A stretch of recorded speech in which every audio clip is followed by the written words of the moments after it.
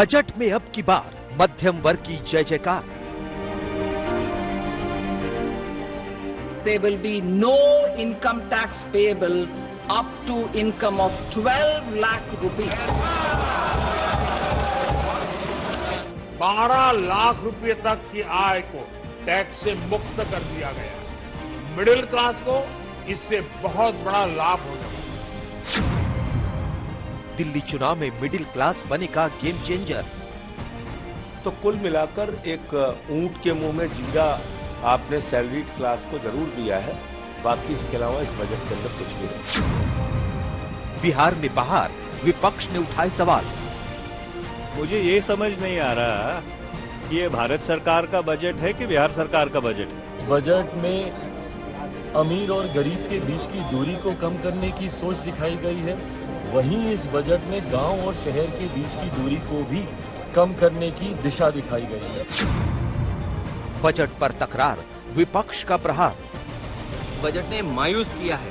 इस बजट में कोई उम्मीद नहीं, नाउम्मीदी का बजट है। बजट विकसित भारत के संकल्प को साकार करने के लिए उठाए गए ठोस कदमों की एक आधारशिला।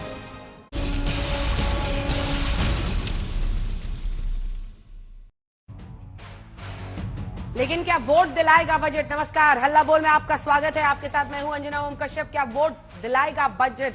ये सवाल इसलिए क्योंकि मोदी सरकार 3.0 के पहले पूर्ण बजट में मिडिल क्लास की जय जयकार हो रही है। देश में 12 लाख रुपए तक की कमाई, यानी अगर महीने में आप 1 लाख रुपया कमाते हैं तो आपको अब टैक्स नहीं लगेगा। इसे मिडिल क्लास को बड़ी सौगात के रूप में देखा जा रहा है। लेकिन विपक्ष को हमेशा की तरह ये बजट नाउमीदी और निराशा भरी ही नजर आ रही है। अब सवाल है कि क्या दिल्ली चुनाव में मिडिल क्लास के मतदाता बीजेपी को रिटर्न गिफ्ट देंगे? इसके साथ ही बजट में बिहार को कई सौगात मिले हैं। अब विपक्ष सवाल उठा रहा है कि देश का बजट था या बिहार का? चुनावी साल में लोगों को लुभाने के लिए बिहार पर सौगातों की बारिश की गई है। ये हम आपको टैक्स स्लैब दिखा रहे हैं। साल दर साल कितनी कमाई टैक्स फ्री ये हो रहा है। दरअसल इसी साल बिहार में भी विधानसभा चुनाव होने हैं, जहां बीजेपी इस बजट को 100 में 100 नंबर दे रही है। विपक्ष कह रहा है इस बजट में किसी भी वर्ग के लिए राहत नहीं है। आज हम बजट पर हो रही सियासत पर भी चर्चा करेंगे, लेकिन पहले आपको अपनी ये रिपोर्ट दिखाते हैं। और ये ध्यान रखिए, ये नाम हमने इसलिए रखा है क्योंकि दिल्ली में अगर आप देखिए तो वोटिंग पैटर्न साफ बताता है कि विधानसभा चुनावों में आम आदमी पार्टी को ही गरीब तबके में भी सबसे ज्यादा वोट मिलते हैं, 63%। उन्हें मध्यम तबका में भी मिलता है सबसे ज्यादा वोट, और अमीरों में भी उनको लगभग बराबर मिल रहा है। अगर बीजेपी को, ये सीएसडीएस लोकनीति का सर्वे है, 48% अगर जो सो कॉल्ड रिच हैं वो बीजेपी को चुन रहे हैं, तो उन्हीं में से 47 आम आदमी पार्टी को भी चुन रहे हैं। तो क्या मध्य वर्ग को अपने तरफ करने की कोशिश है ये दिल्ली चुनाव के पहले? ये रिपोर्ट फिर चर्चा की शुरुआत।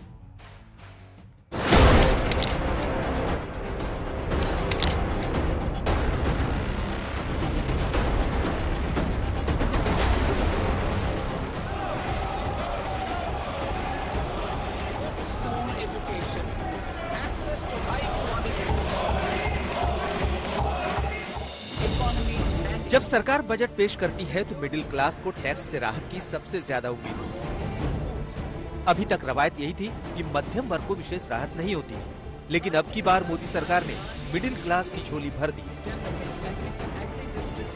मोदी सरकार के तीसरे कार्यकाल के पहले पूर्ण बजट में मिडिल क्लास के दोनों हाथों में लड्डू वाला बजट आया है, क्योंकि अब देश में 12 लाख रुपए तक की कमाई पर कोई टैक्स नहीं लगेगा। Nil tax slab was raised to 2.5 lakhs of rupees, which was further raised to 5 lakh rupees in 2019 and to 7 lakh rupees in 2023.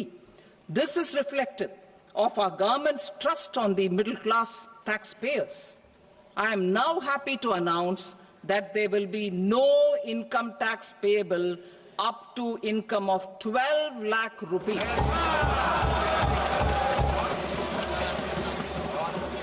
So, average income of 1 lakh per month, other than the special rate income such as capital gains, under the new regime. This limit will be 12.75 lakh for salaried taxpayers due to the standard deduction of 75,000.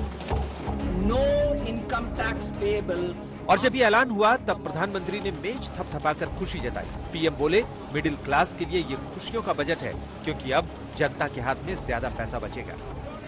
अब इस budget में 12 लाख रुपए तक की आय को tax से मुक्त कर दिया गया है।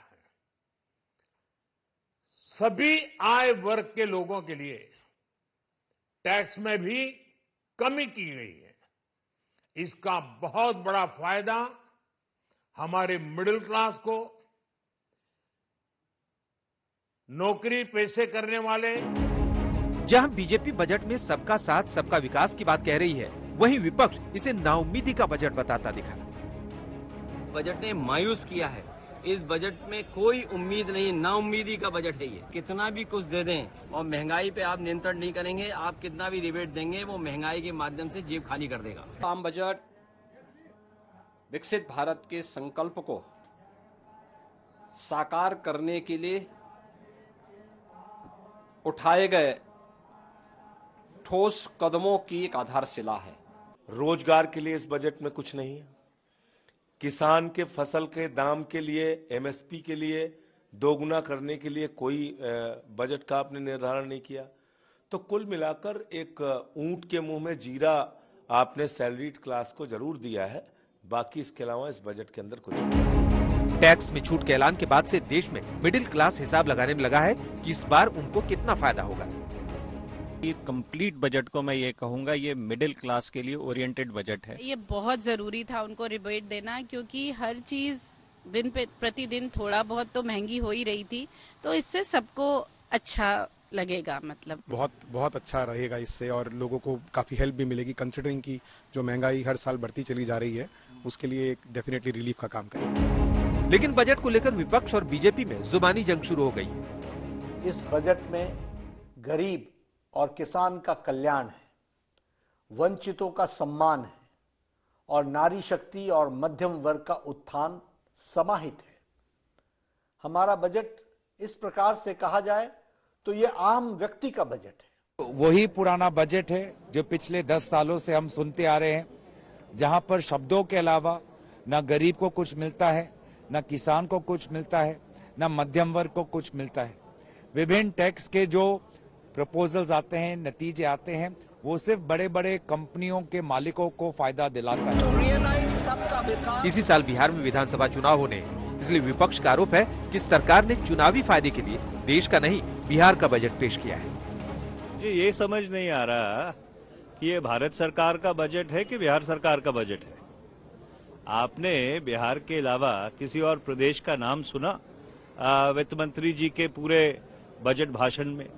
की सोच के साथ ये सरकार कार्य कर रही है, उस सोच को और मजबूती देने वाला ये बजट है, जहां इस बजट में अमीर और गरीब के बीच की दूरी को कम करने की सोच दिखाई गई है, वहीं इस बजट में गांव और शहर के बीच की दूरी को भी कम करने की दिशा दिखाई गई है। मोदी सरकार के मंत्री जहां बजट की तारीफों के पुल बांधते दिखे, तो विपक्ष बोला इस बजट में न रोजगार है, न किसी भी वर्ग के लिए राहत।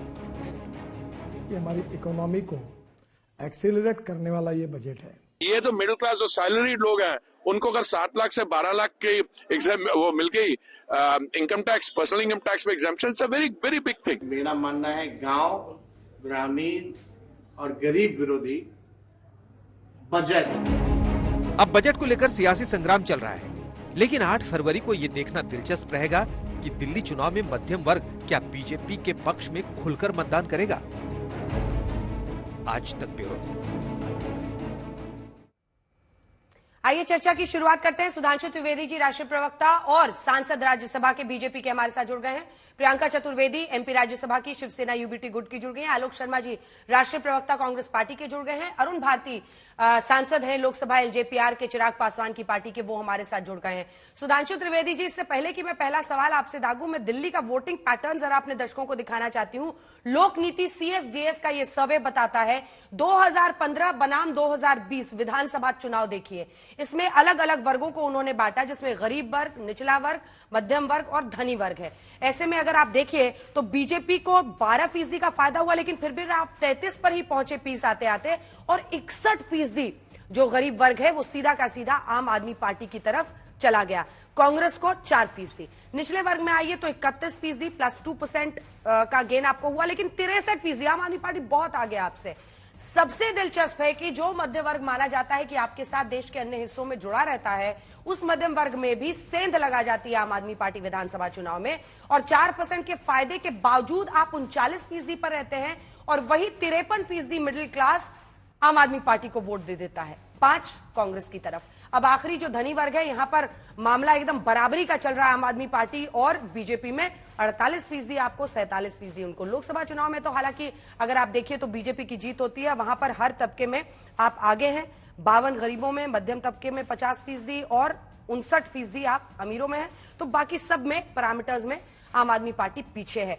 ये बताते हुए कि क्या इसीलिए मध्यम वर्ग को रिझाने के लिए ये बड़ा कदम आपने उठाया है 12 लाख तक टैक्स फ्री करने का सालाना आय पर, लेकिन विपक्ष कह रहा है कि ये ऊंट के मुंह में जीरा है। जवाब दीजिए। मुझे लगता है कि विपक्ष के तो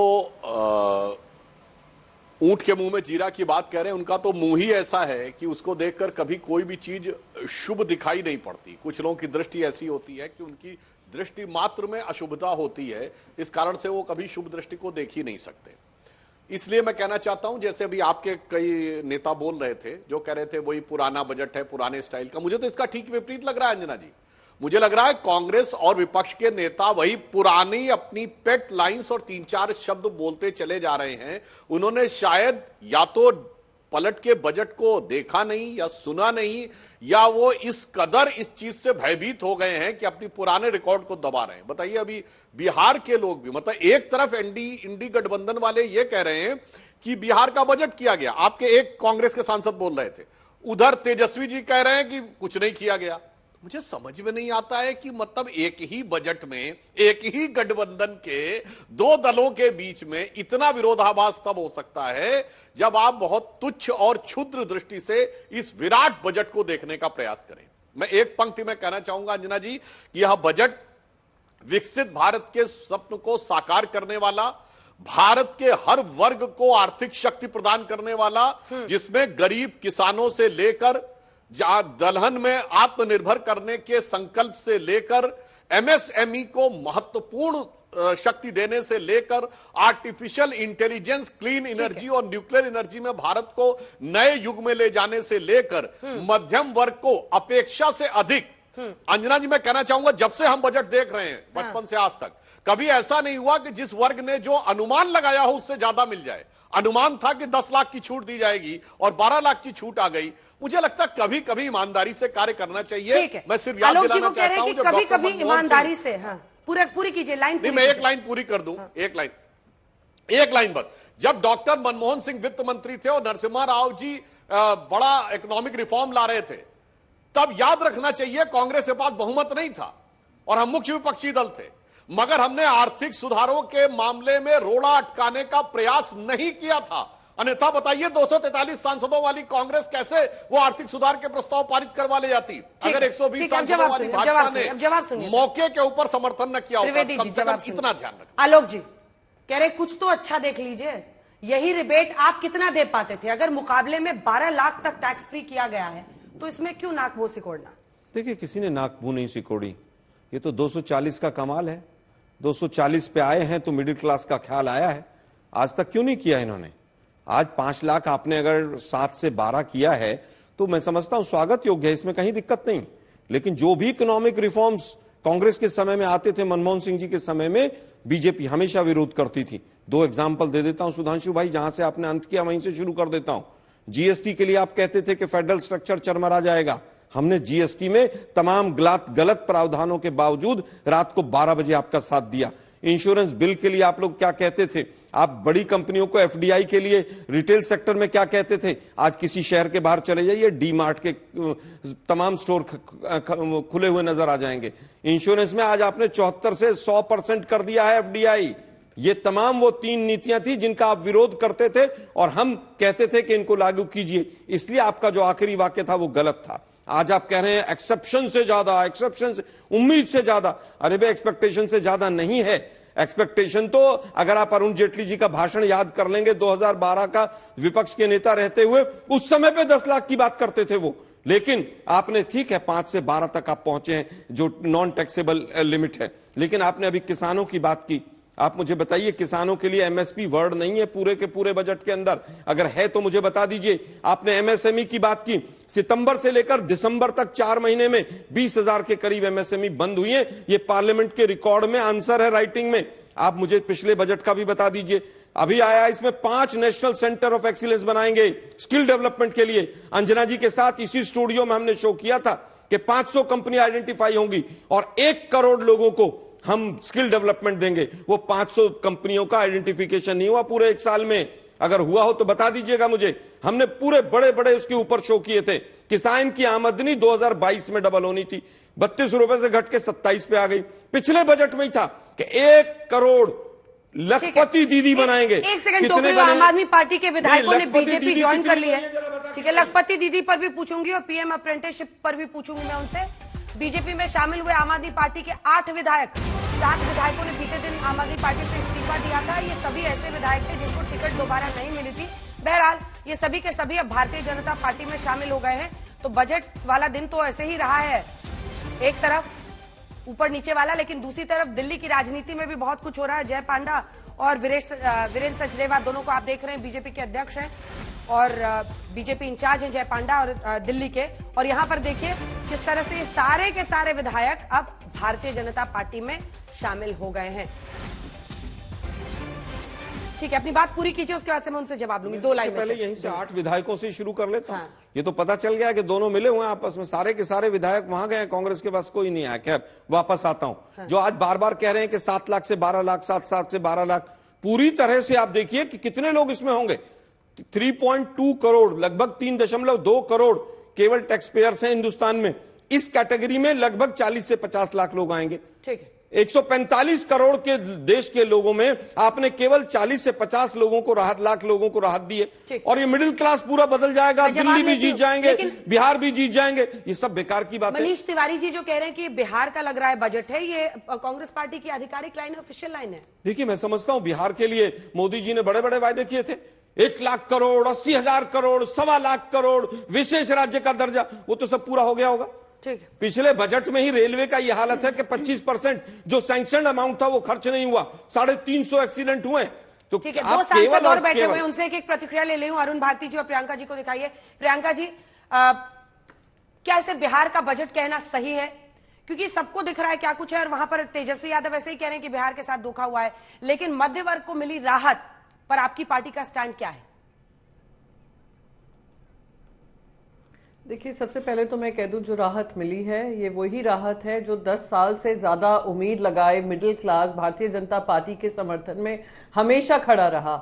11 साल पहले उनके मैनिफेस्टो में वादा था कि टैक्स फ्री रेजीम तक हम पहुंचेंगे, पर वो लोग मांग करते रहे, उम्मीद करते रहे कि हमारी सैलरी ना बढ़ रही है, महंगाई ना कम हो रही है, और जिस तरीके का बोझ जहां पे महिलाएं अपना सोना तक लोन पे गिरवी लेती थी, रख देती थी, और पैसा लेने के लिए, घर का खर्चा करने के लिए उनको राहत मिलेगी। आज 11 साल बाद उनको वो राहत की सांस मिली है, उसका मैं स्वागत करती हूँ। ये जीत उसकी है, उनकी शक्ति की है कि आज भारतीय जनता पार्टी को सिंपल मेजॉरिटी नहीं दी। अगर सिंपल मेजॉरिटी देती होती तो ये गुंगी बहरी सरकार जो चलती आई है 10 साल से वही काम कर रही होती। मिडिल इनकम जो ग्रुप है, मिडिल क्लास जो है, उनको की सुनवाई नहीं होती। तो हम उसका स्वागत तो करते हैं, पर इनको याद दिलाना चाहेंगे, आपने तो कहा था आप टैक्स फ्री नेशन बनाएंगे।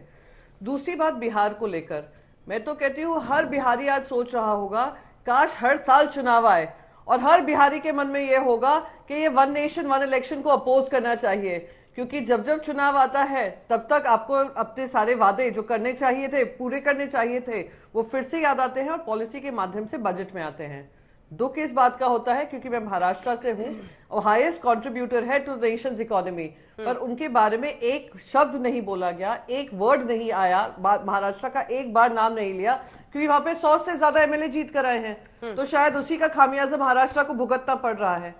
2014, 2019 एंड 2024 के इलेक्शन में 2000 ये लोग 100 से ज्यादा एमएलए लाए हैं, पर इन तीनों बजट में कहीं भी महाराष्ट्र के साथ जो न्याय होना चाहिए था वो नहीं हुआ है बजट को। लास्ट में बस एक चीज कहूंगी, आम आदमी का बजट होता है, आम आदमी का बजट होता है।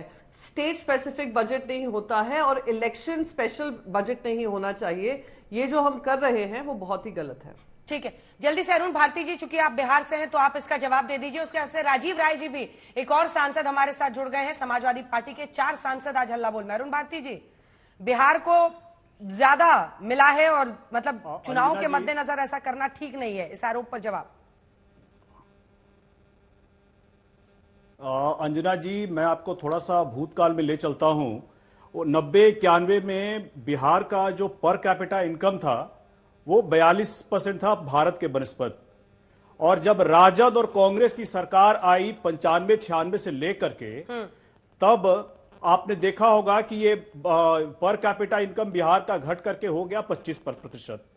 जब एनडीए की सरकार जब से आई है तब से दोबारा ये बढ़ना शुरू हुआ है और हम अभी 35% भारत के बनस्पत पहुंचे हैं। हमें एक्स्ट्रा इम्पेटस फाइनेंशियल पैकेज की जरूरत है ताकि हम भी भारत के ये पर कैपिटा इनकम के लेवल पर आ करके हम भी भारत के अगले राज्यों में आ सके। ये हमारा एक एस्पिरेशन है। सांसद महोदय, मखाना बोर्ड बनने से क्या होगा? वित्त मंत्री जी को और प्रधानमंत्री जी को। मिथिलांचल में मखाना बोर्ड बनने से मतलब मखाना बोर्ड बनने से क्या सबसे होगा? पहले बताइए हमारे दर्शकों। देखिए, मखाना बोर्ड बनने से पूरा का पूरा जो मखाना का जो इंडस्ट्री है वो सबसे पहले अब स्ट्रक्चर्ड होगा, और स्ट्रक्चर्ड होगा, ऑर्गेनाइज्ड होगा। इसमें किसानों को लाभ होगा जो उठाते हैं, इसकी प्रॉपर मार्केटिंग होगी, एक निश्चित लाभ मिलेगा। वहां पे किसान से लेकर के मार्केटर से लेकर के जो कस्टमर है वहां तक एक्सपोर्ट का हमारे लिए बड़ा अच्छा एक फिर ये हमारे लिए बड़ा अच्छा ये पैमाना बनेगा। ऐसे में चिराग पासवान जी का जो दिया गया उनका जो Bihar first Bihari first vision है, ये बजट उसी अनुरूप बिहार को विकसित राज्य बनाने की तरफ बढ़ता हुआ बजट है। इसके लिए मैं वित्त मंत्री और प्रधानमंत्री जी को बहुत बहुत धन्यवाद देना चाहूंगा। और मैं ये भी बताना चाहूंगा कि चिराग पासवान जी का जो बिहार फर्स्ट बिहारी फर्स्ट का विजन है उसी की तरफ बढ़ता हुआ ये हम लोग बजट है। हम लोग इसका पूर्ण आज मिडिल क्लास सबसे ज्यादा वित्त मंत्री ने बोला और आपने तो चिराग पासवान का नाम सबसे ज्यादा बोलने का रिकॉर्ड बना लिया। मतलब पटका हमने पार्टियों का देखा है, लेकिन आपने तो दोनों रामविलास जी और चिराग जी की फोटो ही लगा ली है। भारती जी, राजीव राय जी हमारे साथ है। राजीव राय जी, एक नंबर हम दिखाना चाहते हैं, पूरे देश में अलग अलग राज्यों में कितना मिडिल क्लास वर्ग है। तो दिलचस्प यह है कि पूरे देश में अगर मिडिल क्लास 31% है तो पश्चिम बंगाल में 25%, उत्तर प्रदेश जहां के आप हैं वहां पर 29% है। ये देखिए दिल्ली से लेकिन शुरू कर रहे हैं, 67%, सबसे ज्यादा दिल्ली में 67% है। वैसे ही अगर आप देखिए तमिलनाडु में 31, कर्नाटक में 40, 50 पंजाब में, हरियाणा में 52, दिल्ली में 67, 31 पश्चिम बंगाल में, उत्तर प्रदेश में 29, गुजरात में 33% और महाराष्ट्र में 34, और पूरे देश का नेशनल एवरेज 31% है। आपको लगता नहीं कि ये जो राहत दी गई है 12 लाख के सालाना आय पर कर मुक्त करना, ये फायदेमंद साबित होगा बीजेपी के लिए? अंजना जी, शुरुआत तो मैं इससे कहूंगा हुजूर आते आते बहुत देर कर दी। क्या आप मानती है कि जो 12 लाख का ब्रैकेट है ये 29%, 31% या 40% पूरा उसी 12 लाख के ब्रैकेट में ही आता है? नहीं। आप इसको अगर आप डिस्काउंट करेगी तो 12 लाख के ब्रैकेट में कितने परसेंट आएंगे, इसका आकलन आप खुद भी कर सकती है या बैकरूम से करवा भी सकती है। हाँ। मैं इस बजट को सिर्फ इस रूप में देख रहा हूं कि अगर आपको याद होगा तो मैं सांसद बनने के बाद पहले ही बजट भाषण में कहा था, जब बिहार के लोगों को लुभाया जा रहा था तब दोनों बैसाखियों की जरूरत थी, आंध्र प्रदेश और बिहार, तो दोनों बैसाखियों के लिए किया गया था।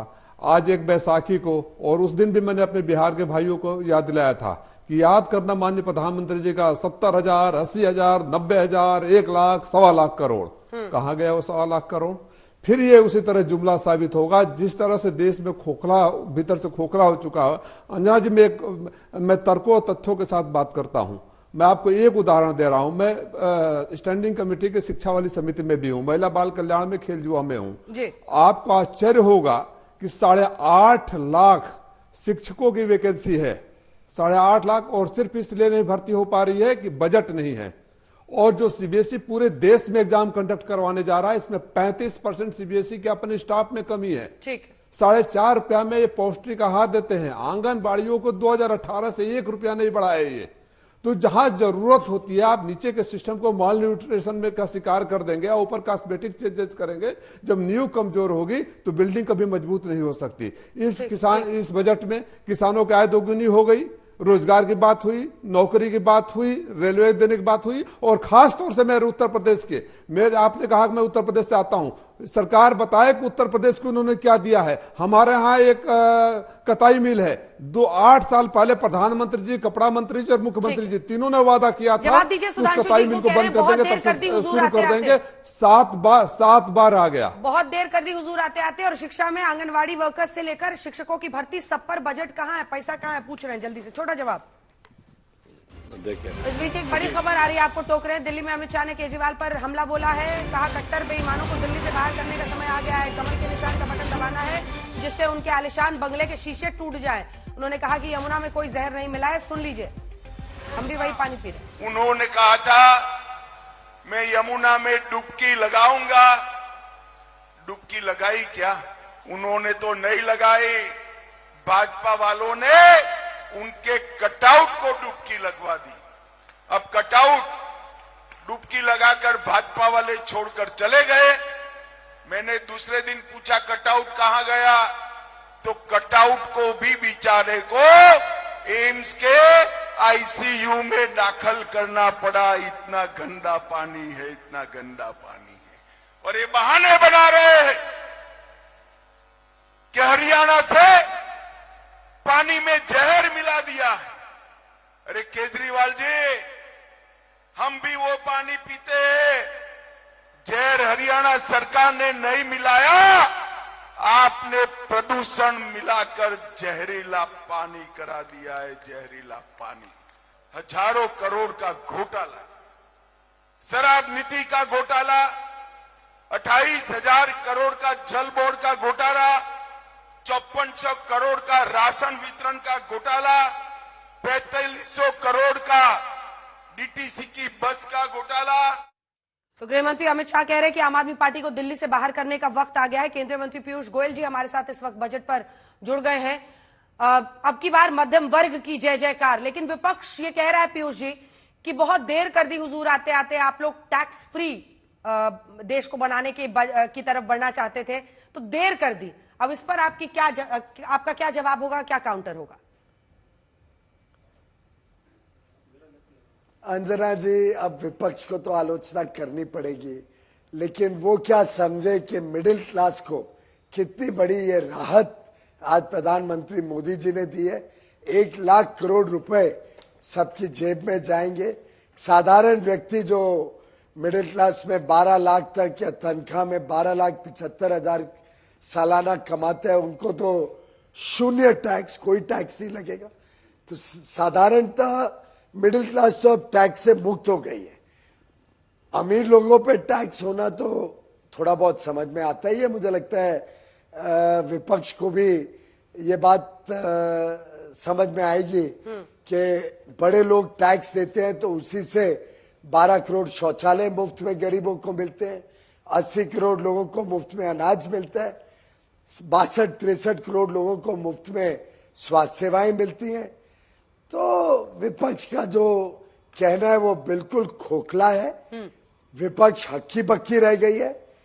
शायद विपक्ष को कल्पना नहीं थी कि हरियाणा में किस प्रकार से जनता ने भारतीय जनता पार्टी को आशीर्वाद दिया। महाराष्ट्र में तो बीजेपी की 90% सीटें और कुल मिला के हमारे एनडीए अलायंस की, महायुति की 235 से ज्यादा सीटें आई 288 में से। तो विपक्ष समझ नहीं पा रहा है कि जनता में इतना प्यार, इतना सम्मान, इतना स्नेह, इतना आशीर्वाद मोदी जी को क्यों दे रहे हैं। उनको सिर्फ इतना समझना है कि मोदी जी एक संवेदनशील व्यक्ति हैं, मोदी जी दुख दर्द जनता का समझते हैं, मोदी जी दुख दर्द का समाधान लेके जनता के बीच जाते हैं। लेकिन देखिए, 2-3 बड़ी चुनौतियां हैं। अगर प्रधानमंत्री नरेंद्र मोदी का यह संकल्प है कि 2047 तक विकसित भारत करना है, तो इकोनॉमिक सर्वे ही बताता है सर कि आपको 2 दशक तक कम से कम 8% के आसपास विकास दर चाहिए। जो प्रोजेक्शन है वो 6.3 से 6.8 का है। कौन से ऐसे बड़े कदम है जिससे निवेश में इजाफा होगा या आने वाले वक्त में हम वो 8% के विकास दर तक पहुंच पाएंगे? और 2-2 दशक तक लगातार रहना बहुत बड़ा चैलेंज नहीं है? और अगर है तो इस बजट के जरिए क्या किया गया है? मुझे लगता है अगर आप इस बजट को देखें तो बड़ा बैलेंस्ड और बड़े सोची समझी रणनीति के तहत ये बजट बना है। अब मैं आपको इसके 3-4 पहलू बताता हूं। एक तो ये बजट जो आंकड़े होते हैं जो सरकारी अर्थव्यवस्था को मजबूत करते हैं, फिस्कल डेफिसिट वित्तीय घाटा जो अनुमान था उससे कम इस साल भी है और अगले साल तो जो अनुमान था उससे काफी कम है प्रोजेक्शन। हमारे जो डेट टू जीडीपी रेशियो है, जितना लोन है भारत के ऊपर राज्यों का केंद्र का मिला के, वो भी लगातार घटते जा रहे हैं। हमारा जो देश के विदेशी मुद्रा है वो लगातार बढ़ते जा रही है। एक प्रकार से मानो देश की फंडामेंटल्स, मैक्रो इकोनॉमिक फंडामेंटल्स लगातार मोदी जी मजबूत कर रहे हैं, जिसके बगैर देश कभी आगे विकसित भारत नहीं बन पाएगा। दूसरी तरफ युवा युवती हो, मध्यम वर्ग हो, किसान हो, महिलाएं हो, हर वर्ग की विशेष चिंता करना ये मोदी जी के काम करने का ढंग है। अब मिडिल क्लास को इतनी बड़ी राहत मिलने से डिमांड बढ़ेगी, उनके पास पैसा जेब में होगा तो खर्चेंगे। कोई ईएमआई पे घर लेगा, कोई गाड़ी लेगा, कोई स्कूटर मोटरसाइकिल लेगा, कोई टीवी फ्रिज लेगा। अब ये सब डिमांड व्यापार को आगे बढ़ाएगा। जब व्यापार बढ़ेगा, डिमांड होगा तो लोग उद्योग लगाएंगे। उद्योग लगाने के लिए निवेश आएगा, चाहे भारत का अंदरूनी या विदेश से आएगा। नई टेक्नोलॉजी आएगी।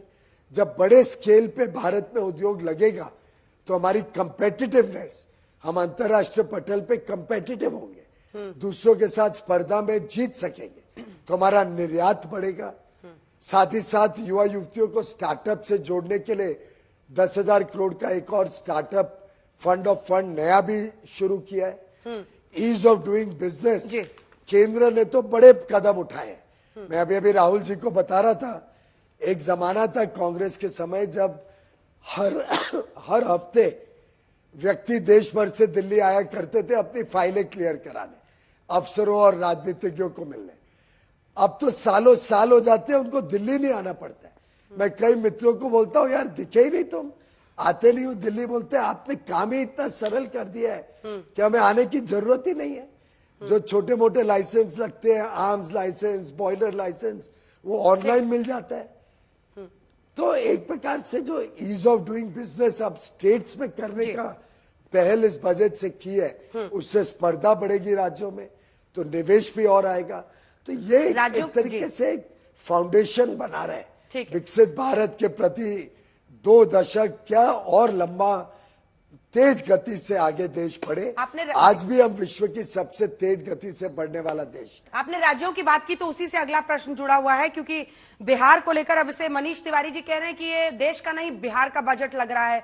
अभी महाराष्ट्र की तरफ से सांसद यूबीटी गुट की थी, उन्होंने कहा कि ये मतलब आप भी मुंबई से ही सांसद हैं पीयूष जी, तो ऐसे में वो कह रहे हैं कि महाराष्ट्र को क्यों नहीं, बाकी राज्यों से उदासीनता क्यों, बिहार में चुनाव है इसलिए। महाराष्ट्र के लिए भी बहुत कुछ है इस बजट में, पंजाब के लिए भी है, चंडीगढ़ के लिए भी है, जिन्होंने मनीष जी को चुन के भेजा है। मुझे लगता है मनीष जी भूल रहे हैं और कई विपक्ष के नेता एक गलती कर रहे हैं कि उन्होंने मोदी जी की सोच को ही आज तक नहीं समझा। 2014 से लगातार मोदी जी ने कहा है कि नॉर्थ ईस्ट, उत्तर पूर्व और पूर्वी भारत जब तक प्रगति नहीं करेगा तब तक भारत विकसित देश नहीं बन सकता। भारत में बैलेंस ग्रोथ की जरूरत है। जो मार्जिनलाइज सेक्शन है, जो वंचित रहे, पीड़ित रहे, शोषित रहे, जो पीछे रह गए, जो एस्पिरेशनल डिस्ट्रिक्ट है, जो बैकवर्ड एरियाज है, जब तक उनका उद्धार नहीं होगा तो देश कैसे आगे बढ़ सकता है। लॉपसाइडेड डेवलपमेंट नहीं चलेगा। मुझे लगता है कि बिहार में अगर मखाना बोर्ड आता है या लाखों किसानों को सिंचाई से लाभ होता है या एक स्किल डेवलपमेंट का सेंटर ऑफ एक्सीलेंस बनता है तो ये तो सेलिब्रेशन की बात है। मनीष जी ने बिहार में जाके पटना में आलोचना करनी चाहिए कि बिहार में क्यों मखाना बोर्ड दिया जा रहा है। आलोचना करनी चाहिए कि क्यों यहाँ पे यूनिवर्सिटी लग रही है, क्यों मेडिकल कॉलेज बढ़ रहे हैं, क्यों यहाँ पे किसानों को लाभ मिल रहा है।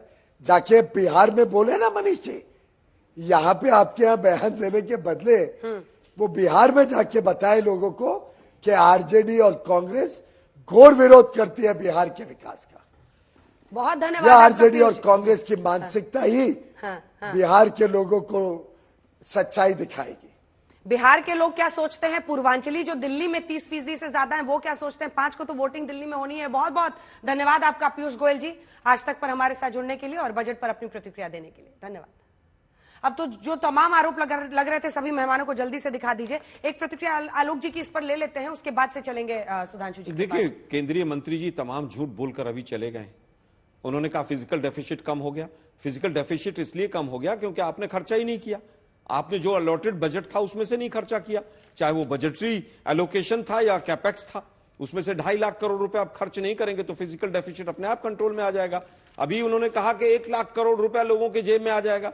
जो 7 लाख से 12 लाख का स्लैब जो रिलीफ मिल रहा है उसमें लगभग 72,000 करोड़ का फायदा होगा।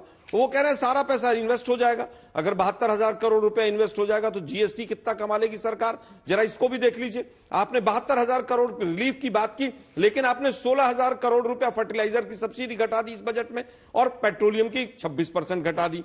सोशल वेलफेयर, हेल्थ, एजुकेशन और एग्रीकल्चर, चारों के बजट आप पिछली बार से तुलना कर लीजिए क्या हालत है। मनरेगा का बजट बढ़ाया नहीं। जल जीवन मिशन जो पानी के लिए आपका था, 2022 में सबको पानी मिलना था, वो 28 तक ले गए आप इस बजट के अंदर। चलिए सुधांशु जी जवाब मैं समझता हूं कि पूरी तरह से झूठ का पुलिंदा है। रुपए की तुलना में डॉलर मजबूत होता जा रहा है, उसके लिए क्या होगा। अभी उन्होंने कहा साहब एक्सपोर्ट बढ़ जाएगा। अरे भाई, हमारा रुपया कमजोर हो रहा है तो एक्सपोर्ट कैसे बढ़ेगा, पहला सवाल। दूसरा सवाल, आपने इंपोर्ट ड्यूटी मैक्सिमम चीजों पर कम कर दी। इंपोर्ट ड्यूटी अगर कम हो गई तो बैलेंस ऑफ पेमेंट और ट्रेड डेफिसिट जो चाइना के साथ है वो और बढ़ जाएगा। गरीब गरीब होगा इस बजट से, अमीर और अमीर हो जाएगा। मेरे सवालों का उत्तर दीजिए सुधांशु जी। देखिए, गजब अद्भुत सत्य और झूठ की वो व्याख्या करते हैं आलोक जी। मतलब 12 लाख रुपए तक का टैक्स एग्जेम्प्टेड होने के बाद गरीब गरीब और अमीर अमीर हो जाएगा। और झूठ बोलना क्या होता है मैं बताता हूं। सबसे ज्यादा बजट तो आपकी पार्टी ने दिए हैं। मैं चैलेंज करके पूछता हूं, भारत का एक बजट बताइए जिसमें आधे नहीं 1/3 राज्यों का भी नाम हो। राज्यवार एलोकेशन नहीं होता बजट में मेरे भाई। क्या आप लोग कहने लगते हैं इस राज्य को क्या दिया, उस राज्य को क्या दिया। अभी आप बोल रहे थे एमएसपी के बारे में। महोदय पिछले महीने में कमजोर हो रहा है, आने तो दीजिए, परेशान है भैया। एक अनकंफर्टेबल फैक्ट आया और डिस्टर्बेंस चालू। अरे भाई, डिस्टर्बेंस की बात नहीं, मैंने नहीं कहा कि बिहार जवाब दे रहा हूं, बिहार के लिए बिहार का बजट। अब आपने कहा है कि बिहार को दूसरे लोगों ने कहा किया गया। परेशान है। अगर मखाना बोर्ड डिस्टर्ब करने लगे तो डिस्टर्ब करना शुरू कर दिया, क्यों नहीं बनाया आप लोगों ने। अब चूंकि आप बैठे हुए हैं वहां पर स्टूडियो में, तो मैंने शांति से आपको सुना। सुधांशु जी पूरा कीजिए, मुझे राजीव जी के पास भी जाना है प्लीज सर। अब देखिए, बिल्कुल मैं बताता हूं, जो इन्होंने सरासर झूठ बोला कि एमएसपी का इसमें उल्लेख नहीं है। एमएसपी बजट में नहीं घोषित होती है। एमएसपी हर साल 2 बार घोषित होती है। कह रहे हैं एमएसपी का उल्लेख नहीं है। अब डॉलर की बात बताना चाहता हूं, शायद इनको अपने जमाने के दौर में अटक गए हैं। अब आपने कहा कि इंपोर्ट ड्यूटी कम होने पे, अरे हमारा सबसे बड़ा इंपोर्ट होता है पेट्रोलियम का। पेट्रोलियम हम सबसे बड़ा हिस्सा ले रहे हैं रूस से, और रूस से रूबल में ले रहे हैं। और चाइना भी अरे भाई अपने रिटर्न में बोलिए भाई, क्या तरीका है बीच में डिस्टर्ब करने का। अब सुनिए, वो जमाने गए जब डॉलर के ऊपर दुनिया चलती थी। अभी ट्रंप ने थ्रेटन किया था कि दुनिया अगर डॉलराइजेशन की तरफ जाएगी तो अमेरिका उस पर सख्त कार्रवाई करेगा। अरे सुनिए आलोक जी, अपने अरे भाई, ब्रिक्स का भी एक चैलेंज आ रहा है, उसके ऊपर एक शब्द नहीं है पूरे बजट में हो रहा है। ट्रंप ने कहा चाइना जिसकी बड़ी तारीफ करते हैं राहुल गांधी, जब आपकी सरकार थी 2013 में उसका 84% इंटरनेशनल ट्रेड होता था डॉलर में, अब 44% पे आ गया है। भारत का भी कम हुआ है, इसीलिए उनको डी डॉलराइजेशन का डर सता रहा है। वो अमेरिका की एक अंदरूनी स्थिति है। भारत के रुपए की स्थिति अन्य तमाम करेंसियों के मुकाबले बेहतर है। यूरोपियन यूरो के रुपया कमजोर नहीं हो रहा, डॉलर मजबूत हो रहा है। तो निर्मला जी कह रही है, जापानीज येन के मुकाबले, और दुनिया में जितनी भी करेंसीज नीचे गई है। अरे हवाई चप्पल वाला हवाई जहाज में चल रहा है, बीच में डिस्टर्ब करने का कोई विकल्प नहीं रहता है। अमा आपके जमाने में वो दिन गए जब रुपया डॉलर की लैला हुआ करता था कि एक चाबुक उधर पड़ता था, इधर पीठ के ऊपर घाव बन जाया करते थे। साहब मैं चैलेंज करके 30 सेकंड का जवाब अब मैं लूंगी सरकार आने से पहले। राजीव जी सिर्फ 30 सेकंड में अपनी बात कहिए जल्दी से। 30 सेकंड में। 30 सेकंड तो कम पड़ जाएंगे। सुधांशु जी को इनकी पुरानी बातें याद दिलाने के लिए इनका प्रवचन सुन रहा था। रुपए की कीमत गिरती है तो देश का सम्मान गिरता है, यही लोग बोला करते थे। पेट्रोल डीजल के दाम कैसे कंट्रोल में आते हैं, मोदी जी बोला करते थे। सारे फार्मूले भूल गए, जोर जोर से झूठ बोलना शुरू कर दें, उसके बाद बोलेंगे कि कांग्रेस ने किया, फलाने ने किया, फलाने ने किया। आपके सारे कैलकुलेशन को बढ़ाने का काम रुपए का। अरुण भारती जी 30 सेकंड जल्दी से। मैंने आपको अभी बताया किस तरह से राजद और कांग्रेस की सरकार में बिहार का जब पर कैपिटा इनकम भारत के बनिस्पत गिर करके 25% आ गया था, तो कांग्रेस के लोग जरा ये बताएं कि उन्होंने उसके बाद क्या किया। सरकार में थे बहुत लंबे समय तक कि बिहार का पर कैपिटा बने। देखिए ये बजट जो है, ये बजट बिहार के गौरव के लिए है, बिहार के लोगों के सम्मान के लिए है, सुधांशु बिहार के लोगों के सम्मान के लिए है। आ गया है कि विकसित भारत बनाने के लिए। सुधांशु जी जल्दी से, टाइम खत्म हो गया। भारती जी, आई एम सॉरी। मैं सिर्फ दो वाक्य बोल के बात खत्म करता हूं। अभी इन्होंने पेट्रोल डीजल की बात कही। जब 2004 में हमारी सरकार गई थी 32 रुपए 33 रुपए का था पेट्रोल, और जब हमारी सरकार आई है 67 रुपए था। कितना बढ़ा? 120%। और अब कितना है? 91 रुपए। कितना बढ़ा? 50%। कुल मिला के मैं कहता हूं इसी के साथ हल्ला बोल में इतना ही। देश दुनिया की बाकी खबरों के लिए आप देखते रहिए आज तक।